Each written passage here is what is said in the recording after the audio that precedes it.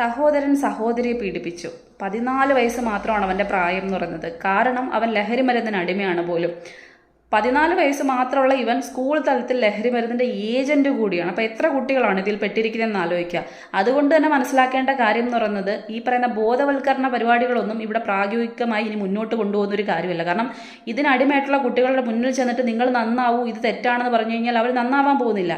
ഇതിന് ഒറ്റ പ്രതിവിധിയേ ഉള്ളൂ. കൃത്യമായി ഇത് എത്തുന്ന സ്ഥലത്തെ ആ വരവ് നിശ്ചലമാക്കുക, അല്ലെങ്കിൽ അതിനെ തടയുക എന്നുള്ളതാണ്. ഇതിൻ്റെ അടിവേര് അറക്കുക എന്നുള്ളതാണ്. ഓരോ ദിവസവും ഓരോ തരത്തിലും മയക്കുമരുന്ന് പിടിക്കപ്പെടുമ്പോൾ അതിൻ്റെ ക്യാരിയേഴ്സിനെ മാത്രം, അവർക്കെതിരെ മാത്രം കേസെടുത്തിട്ട് യാതൊരു കാര്യമില്ല. കൃത്യമായി അവർ ആരിൽ നിന്ന് ഇത് മേടിക്കുന്നു എന്നുള്ള ആ കണ്ണികളെ ഓരോരുത്തരെയായിട്ട് കണ്ടെത്തി അതിൻ്റെ അവസാന ഭാഗത്ത്, അതിൻ്റെ ഉൽപ്പാദന കേന്ദ്രത്തിൽ എത്തി അത് മൊത്തത്തിൽ നശിപ്പിച്ച് കളഞ്ഞു കഴിഞ്ഞാൽ മാത്രമേ നമ്മുടെ നാട് നന്നാവൂ. അതാണ് ഇതിൻ്റെ പ്രതിവിധി എന്ന് പറയുന്നത്. അതിലപ്പുറത്തേക്ക് ബോധവൽക്കരണ ക്ലാസ്സുകളോ കുട്ടികളോട് അത് പറഞ്ഞു കഴിഞ്ഞാലോ ഇനി നന്നാവാൻ പോകുന്ന ഒരു കാര്യമല്ല.